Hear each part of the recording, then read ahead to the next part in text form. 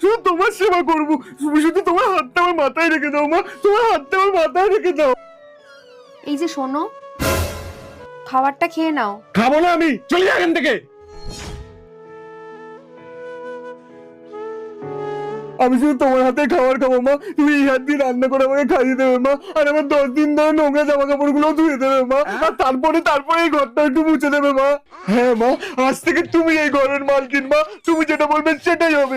ওঠো মা, ওঠো, নিজের ঘর সামলাও মা, ওঠো মা। হারামজাদা, বৌমা তো ভালোবেসে খাবার বানিয়ে নিয়ে এসে যা চুপচাপ করে খা কি যা। আর একটা কথা, আর কোনোদিন যেন বৌমার সঙ্গে ঝামেলা করতে না দেখি, তাহলে আমার থেকে কেউ কোনোদিন তোকে বাঁচাতে পারবে না।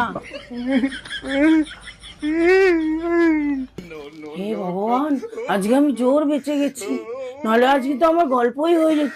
হরে কৃষ্ণ, হরে